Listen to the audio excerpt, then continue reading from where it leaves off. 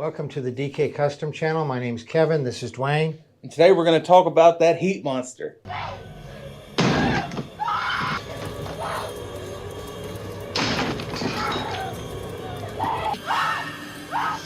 Here's Johnny.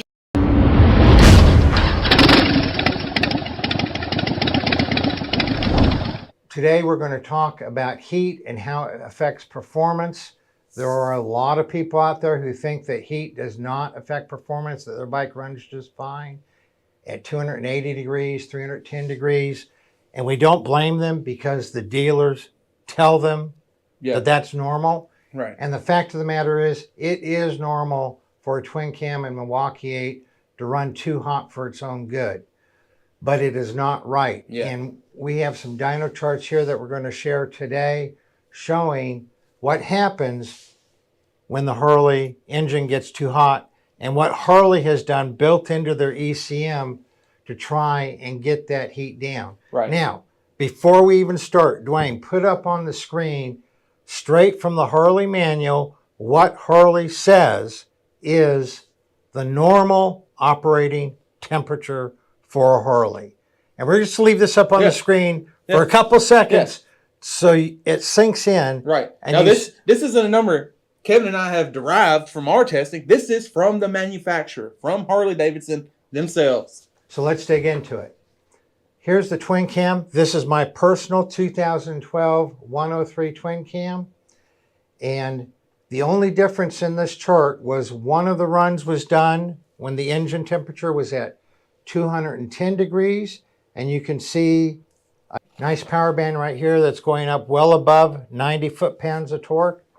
And then you see this second line that is on average 13% lower, both in torque and horsepower. And the only difference is it was run at 280 degrees. Mm-hmm. And some people said, oh, look and see what happens at 320. I did not want to let my bike get to 320 degrees. Yeah, but you can only imagine. And it seems like every time we make one of these videos, we get comments, my bike runs 300, 310, 320. It still runs 40,000 miles. And it does. It does. But it does not run well. Look at the power that you're sacrificing when the engine gets up that high. And we're going to look real quick at a Milwaukee 8. This is 210, 270 degrees. And look at the difference, a 9% decrease. And we have another video on that showing that we'll put up in the corner on this Milwaukee 8. But you were telling me before we started this video that you had a customer call in or write in? A customer called in. He has a 2017 Ultra Limited. So an M8. M8, water cooled, no oil cooler. Keep that in mind.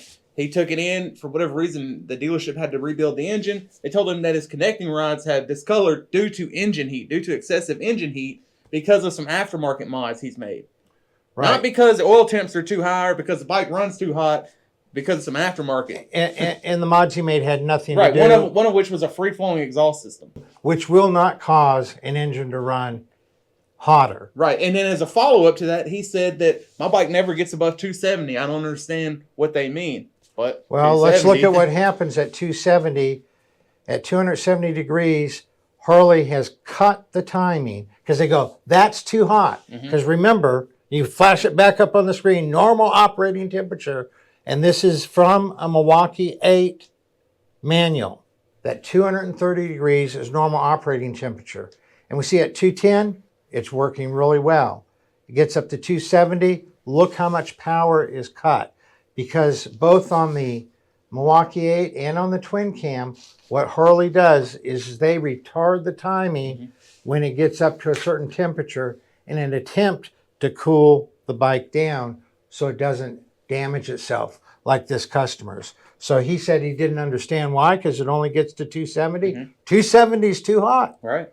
This guy had a 2017 Ultra Limited, and you mentioned that it doesn't have an oil cooler. Right. We have a whole video on what Harley screwed up, making their water-cooled or twin-cooled bikes run even hotter than their non-twin cooled.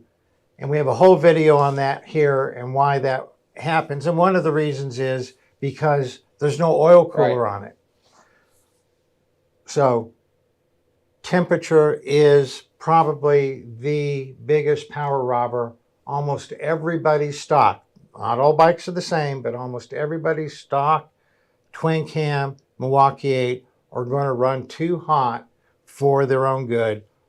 The Harley ECM is going to retard the timing, pulling power, and of course, like the guy who called in, he's having his whole engine rebuilt.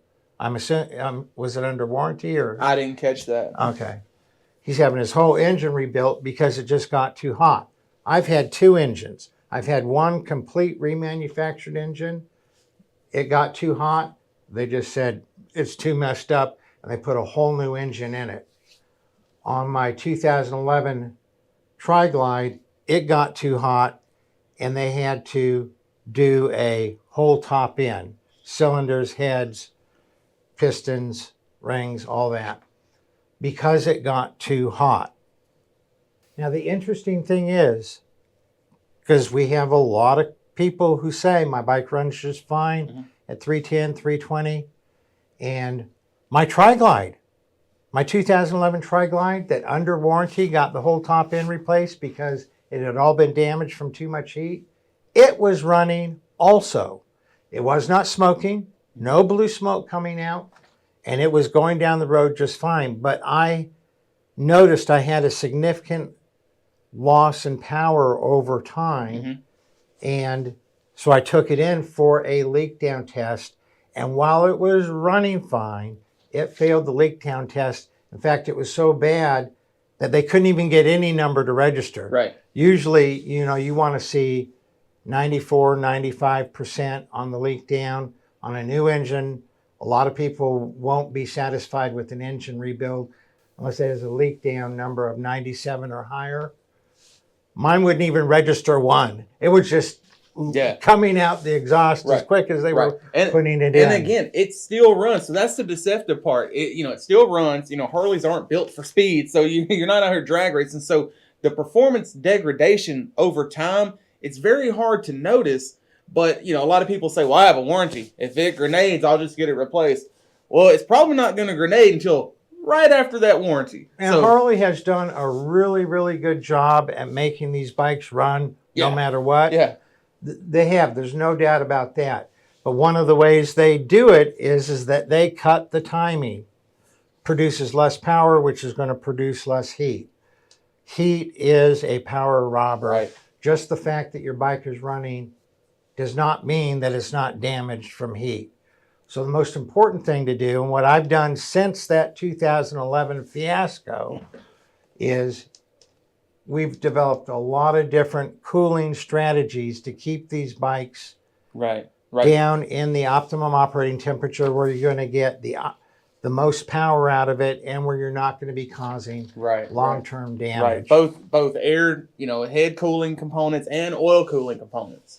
We've done a whole series on why and how to cool down your Milwaukee 8 and twin cam engine. We'll put it up in the corner here. Right.